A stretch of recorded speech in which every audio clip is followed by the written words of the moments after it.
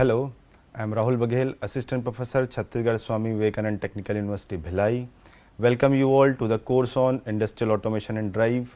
Today, we begin with our 22nd lecture on application-based PLC programming. In previous lectures, we covered the mathematical instruction-based PLC program. So let's start today's lecture with the first example. As you can see in the diagram, the hopper is connected with the valve, the solenoid valve, and the conveyor belt is connected with the motor with the two sensors. First one is level sensor and second one is photo sensors. To start the program, we have two switches, one for the start switch, and to stop the program, we have another switch, that is a stop switch. The red and green switch are there, and we have the three outputs in form of bulb. You can say the first one is run, second one is standby, and the third one is full. This process requires that the box moving on a conveyor be automatically positioned and filled, and the sequence of operation for the continuous filling operation is: first, start the conveyor when the start button is pressed, stop the conveyor when the stop button is pressed, energize the run status light when the process is operating, energize the standby status light when the process is stopped, stop the conveyor when the right edge of the box is first sensed by the photo sensor. With the box in position and the conveyor stop, open the solenoid valve and allow the box to fill. Filling should be stopped when the level sensor goes true. Energize the full light when the box is full. The full light should remain energized until the box is moved clear of the photo sensor. Let's see the actual program. As you can see in the diagram, in this diagram you can see in the first rung the start button and stop button is connected with the run, and in the second rung you can see the run is connected to the standby. But you can see here we are using normally closed switch for the run in the second rung, and similarly in the third rung the level sensor and photo sensor are connected with the full, and the fourth rung the photo sensor is connected to the motors, and in the last rung the run, level sensor, full and photo sensors are connected with the solenoid valve, right? And you can see the address for the start switch is represented by I:0/0, and the stop switch is represented by I:0/1. Level switch is represented by I:0/2. Photo sensor is represented by I:0/3. Similarly, the output in the processes are defined by the O, and it for the run it represented by O:0/0. Standby is represented by O:0/1. Full is represented by O:0/2. Motor is represented by O:0/3, and similarly the solenoid valve is represented by O:0/4. Let's take the first case. When the start is 0, means start switch doesn't change their state. That's why you can see in the diagram the run is 0 because it doesn't get any supply from the start, and when the run is 0 you can see all the further processes are 0, but in the second rung you can see we are using normally closed switch for the run. That's why it shows 1, and the output connected to this run is high, and that's why it represented by 1, and it shows green in the second rung. That's why the standby is 1, right? So when the system is installed, or when the system is go for the programming mode, my standby output is high only, right? In the next case, when we press the start button, you can see in the diagram my run goes high because it gets the supply, and similarly you can see the run is latched by in the first rung also with the start switch, right? And you can see when I press the start, the run is high, and the same time in the second rung the normally closed switch changes their state from normally closed to normally open. That's why standby goes 0, right? And similarly, you can see in the fourth rung, when the run is high, my motor is start, right? My conveyor motor is start. Let's take the third case. In the third case, suppose we got the input from the photosensors, because my conveyor motor is start and my box is reaches to the photosensor point, and we got output from the photosensors. That's why in this case you can see the photosensor output is 1. In the third rung, the photosensor goes high. In this case, you can see in the last rung, you can see the run is high, level sensor is represented by NC, full is represented by NC, and the photosensor goes high. So you can see in the last rung, the solenoid valve is open.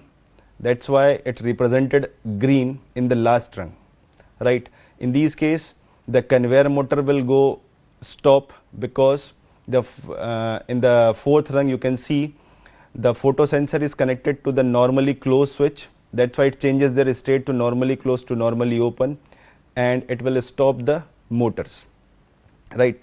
So when we receive the output from the photosensor, my conveyor motor will stop and my valve, solenoid valve, is high.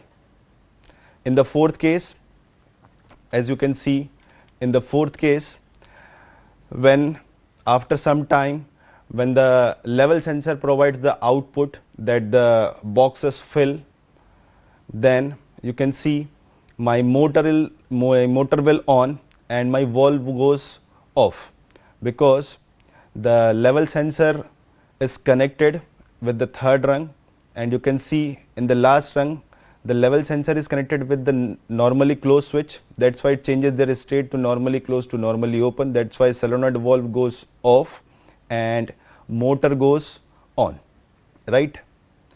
And let's take the last case.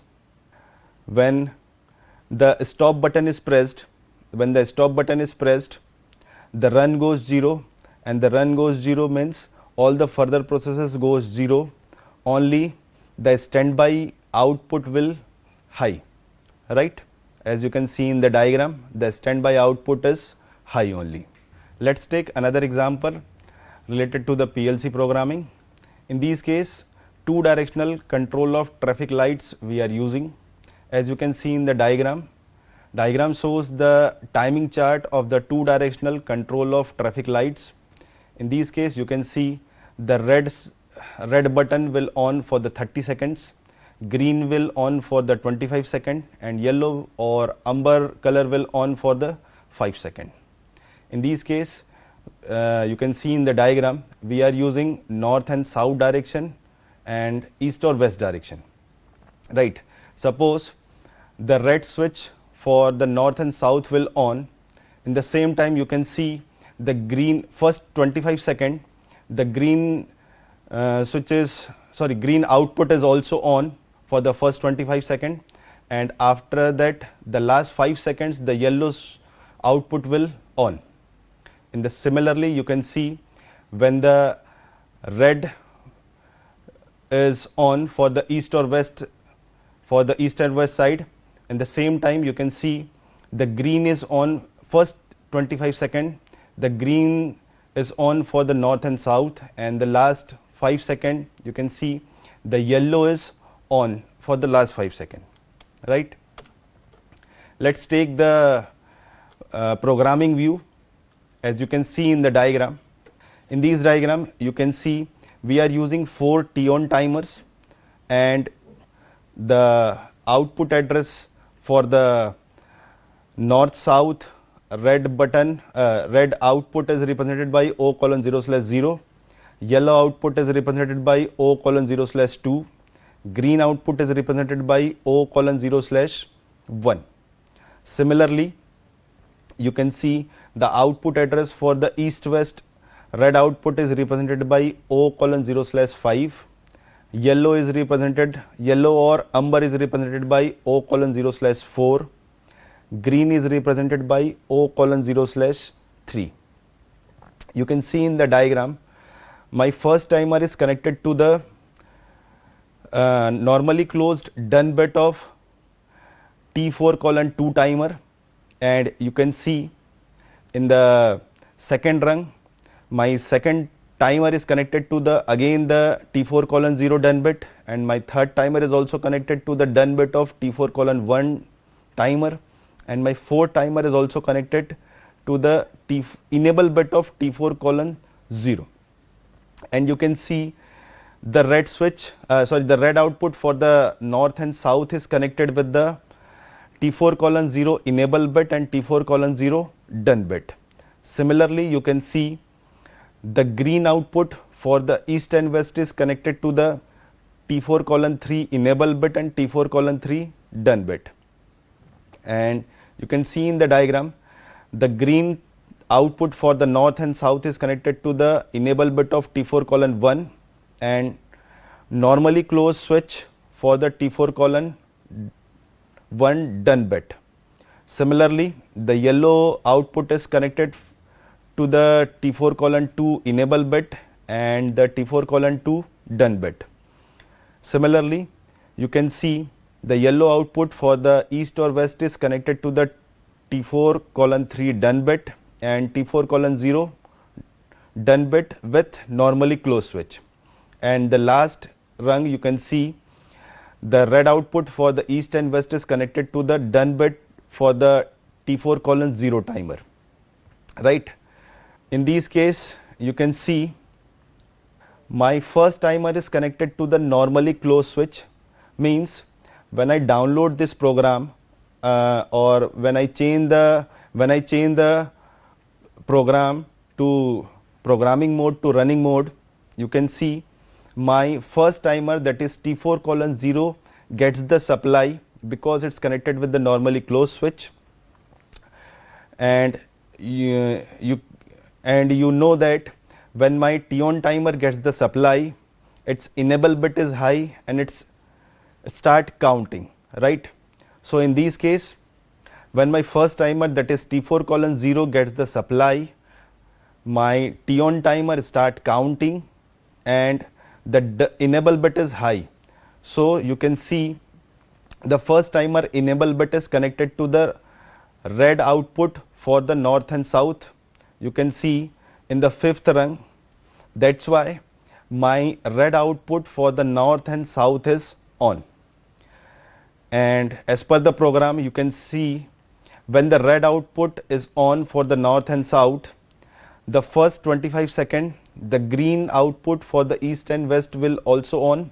So you can see in the diagram, the enable bit is also on for T4:3 or the third or the fourth timer, and the same time you can see the green switch is connected with this switch. That's why the green button is also high, right? Because you can see the fourth timer is connected with the T4:0 enable bit. Means what happened here, when I change the state of my program to programming mode to running mode, my first timer, that is T4:0, gets the supply, its enable bit is high, and that enable bit high is my fourth timer, that is T4:3, and we got the enable bit high and this enable bit on my green outputs, right? So in the same time, my red output is on for the north and south, and my green output is on for the east and west, right? And you can see in the diagram, my first timer preset value is 30 and my fourth timer preset value is 25. Because of that, you can see my red output is on for the 30 second, but my green output is on for the 25 second, right? In the same time.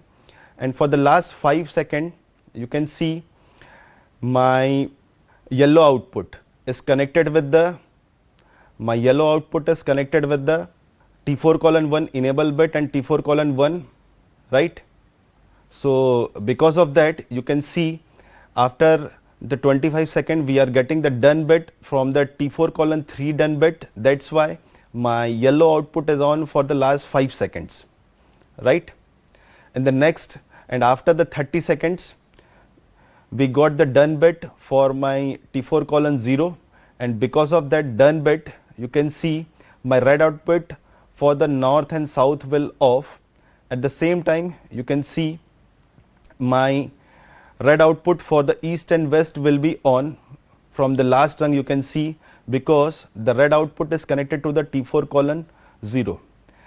In these case also you can see, when the red output is on for the east west, at the same time you can see my green output is on for the north and south. You can see in the diagram that because my green output is connected with the switch T4 colon 1 enable bit, and when the done bit is high, you can see in the second rung that done bit for the T4 colon 0 is connected to the second timer. That's why after 30 seconds, when the done bit is high, my second timer gets the supply. That's why its enable bit is high after 30 seconds. And when the red output is on for the east or west, at the same time, because of the done bit of T4 colon 0, my green output for the north and south will on. And you can see the diagram, the second timer preset value is again 25, because in this case also from this timer my green output is on, and the green output is on for the 25 seconds only. That's why the preset value is 25. Similarly, you can see the third timer, after 25 seconds we got the done bit for my second timer, that is T4 colon 1, and you can see in the diagram the third timer gets the supply with the second timer done bit. That's why after 25 seconds my third timer gets the supply and its enable bit is high after 25 seconds, and with this enable bit you can see my yellow output for the north and south will connect. That's why after 25 seconds the yellow output will on. So in this way you can clearly understand, when the red output for the north and south is on, at the same time for the first 25 seconds the green output for the east and west is on for the first 25 seconds, and after that for the last 5 seconds the yellow and the amber output will on. Or in the next case, when the red output for the east or west is on, at the same time for the first 25 seconds the green output for the north and south will on, and after that for the last 5 seconds the yellow output will on for the north and south second, right? Let's take another example related to the PLC programming. As you can see in the diagram, here is the car parking area with the capacity of 5 car. When there is a no car or 0 car, the green flag is on or empty space will be displayed, and when the number of car is between 0 to 5, means 0, 1, 2, 3, 4, then the yellow output will on or the vacant is display. Or when the 5 car is there in the parking, the red button or the red output will on or the full will display, right? So we are making the ladder log, we are going to program for this operations. You can see in the diagram, in this case we have 2 sensors, one is connected to the entry side and one is connected to the exit side. The entry side sensor address is represented by I:0/0, and the exit side sensor address is represented by I:0/1, and the 3 outputs is represented by O:0/0 is represented by full, and vacant is represented by O:0/1, and empty is represented by O:0/2, right? And you can see in the diagram my entry switch is connected to the counter, up counter, with the address of C5:0 and the preset value is 5, and similarly my exit switch is also connected to the down counter, but the same counter address, that is C5:0 with the preset value of 5, right? So let's take how it works. When I change my programming status from program to running mode, in this case you can see the entry is 0 and exit is 0, means the number of car in the parking area is 0. That's why you can see the vacant output and empty output both will on, right? And you can see in the last rung also we are using one mathematical instruction, that is EQU, that is equals to, and in this case you can see these instructions take two inputs in form of source A and source B. So address of source A is represented by the counter accumulator value, that is C5 colon 0 dot accumulator, and the source B value is 0. So when both this value are equal, then only the equal instruction provides the output. In this case, when there is no car in the parking lot, so the accumulator value is 0 and the source B is already 0. That's why the empty is also high and the vacant is also high, right? Let's take the another case.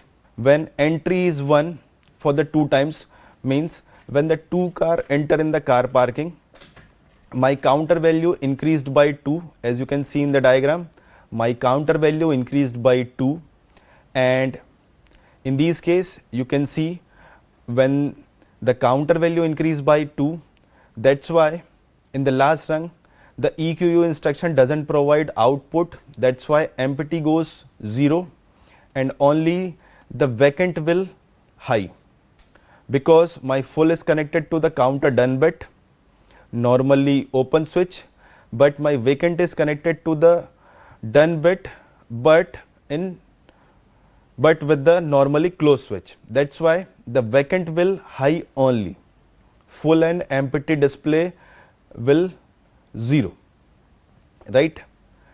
In the next case, suppose 5 car will enter in the car parking area, so you can see the counter value increased by 5. In this case you can see my counter accumulator value increased by 5.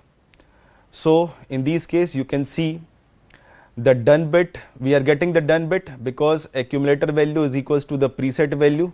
That's why you can see in the third rung the counter done bit will goes high and the output connected to this switch is also high. That's why the full will high. At the same time you can see the vacant output is connected to the NC switch to that done bit. That's why vacant will go low, and the same time you can see in the last rung the accumulator value is not equals to the 0. That's why that EQU instruction also doesn't provide output. That's why the empty switch is also 0, right? Let's take another case. When suppose one car is exit, that's why the exit switch is high, and you can see the counter value, the accumulator value is decreased by 1. That's why it's 4 in the diagram, and you can see the done bit goes 0.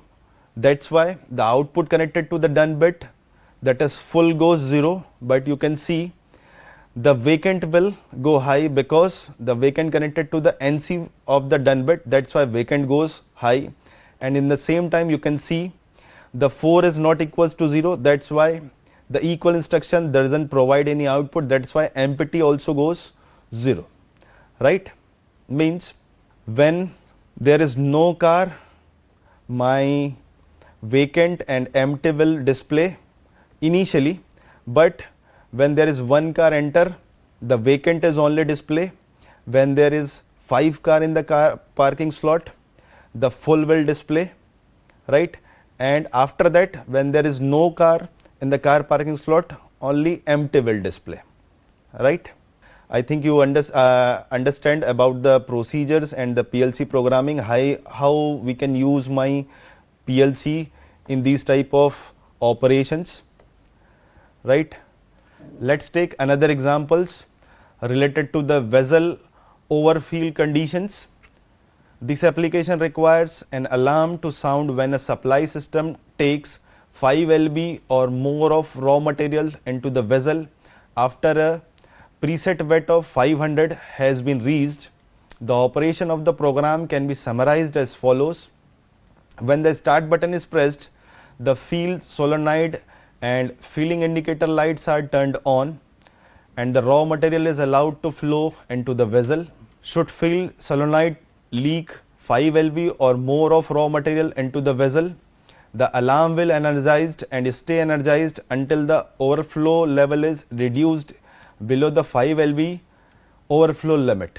As you can see in the diagram also, the vessel has its weight monitored continuously by the PLC program as it is filled. When the weight reaches 500 lb, the field solenoid is de-energized and the flow is cut off. At the same time, the filling pilot light indicator is turned off and full pilot indicator is turned on. Let's take the program view.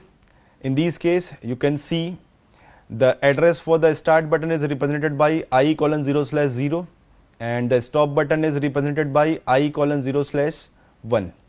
Similarly, the output address for the field solenoid is represented by O:0/0.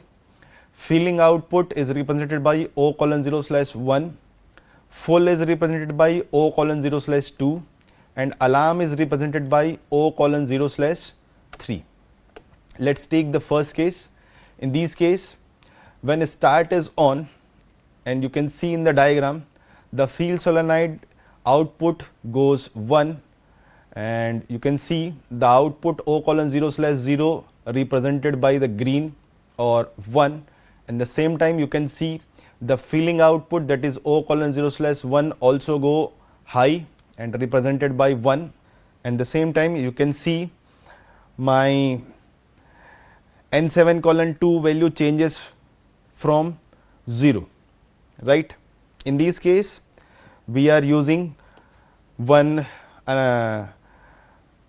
mathematical instruction, that is GEQ greater than equals to, and SUB, that is subtraction instructions.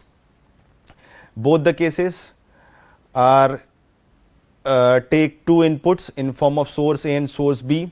Source A is represented by N7:2, which is represented to the weight of that vessel, and similarly the subtraction value is represented as also by the N7:2, you can see in the diagram, and in the last rung you can see the output of the subtraction value, that is N7:1, is represented by the source A of that greater than equals to instruction, and the source B value is represented by 5, and this instruction is connected to the alarm output, right. Sorry, in the second case, when N7:2 value changes from 0 to 550, the field solenoid goes 0. That's why you can see output O:0/0 goes 0, and the same time you can see the filling O:0/1 is also going 0, and you can see my vessel is full. That's why the full output goes high, and the same time you can see my subtraction instruction gets the supply, and when the subtraction instruction gets the supply, N7:1 value changes by 550 minus 500 equals to 50. That's why the last instruction, that is GEQ, provides the output and alarm is high. That's why you can see in the diagram the output O:0/3 will go high, right. Or in the last case, in the case 4, when N7:2 value changes from less than 500, means again in the first case, as similar to the first case, in this case you can see alarm is equals to 0, full is equals to 0, field solenoid and filling goes 1, right. To understand this application based PLC programming, Let's take another example. In this case, imagine we have one start switch and two motors M1 and M2. When start switch is activated, M1 start, after 10 seconds M2 start and M1 turns off. After another 10 seconds M1 start again and M2 turned off. This cycle repeats 20 times and then the entire system automatically stop. So we have to write ladder programming or PLC programming for that operations. So you can see in the diagram. In the diagram you can see the start button is represented by I:0/0 and the two motor output is represented by the M1 is represented by O:0/0 and M2 is represented by O:0/1. Let's take the first case. When start goes 0, you can see in the diagram the start is connected to the binary output. That's why the binary output is 0 and the motor is both the motors are in the 0 state. Motor 1 and motor 2 are in the 0 state. In this case you can see I am using two T-on timers and one up counters. The address for the first timer is represented by T4:0 and address for the second timer is represented by T4:1 and the counter address is represented by C5:0. Both the timer preset value is set by the 10 and the counter preset value is set by 20 because we want operation in 20 times, right? That's why the counter preset value is 20. Initially both the motors are in 0 state. Let's take another case. When I press the start button on, you can see in the diagram the binary output connected to the start goes high. At the same time you can see my first motor is go high, that's why M1 goes high, you can see in the diagram. At the same time you can see the binary output is connected to the first timer, that's why my first timer, that is T4:0, start counting from 0 to 10 and in this case you can see M1 is on but M2 is off for the 10 seconds, right?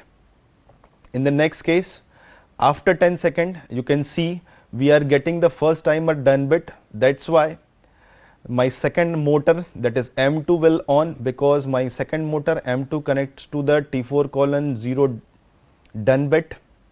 So after 10 seconds my second motor M2 will on, but you can see my first motor goes off because one NC switch of done bit is connected to the same rung, that's why because of that NC switch my first motor goes off, right?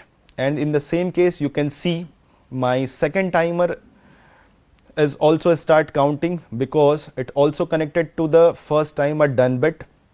So for the 10 second my second motor will on and after 10 second you can see the done bit of the second timer is connected to the input of the first timer, right? Means after 10 second the done bit goes high, that's why my first timer accumulator is reset, right? And you can see in the after 10 second my again my motor 1 will on and my motor 2 goes 0 and both timers are reset with the help of one NC switch which is connected, that is T4:1 done bit, right? And counter value increased by 1 and this process will continue till 20 times. After that, when counter value reaches to the 20, as you can see in the last diagram, my counter accumulator value is equals to the preset value, 20 is equals to 20. Both the motors will stop because my counter done bit is connected to the first rung in form of NC switch, you can see in the diagram. That's why when the done bit is high, my counter done bit goes high and because of that the binary output goes low. right? I think you understand this operation. So that's all for this lecture. In this lecture we covered industrial process programming, level sensor based, and the same time we cover the traffic light programs and the car parking programs and one motor programs. In the next session we will explore more on electrical machines.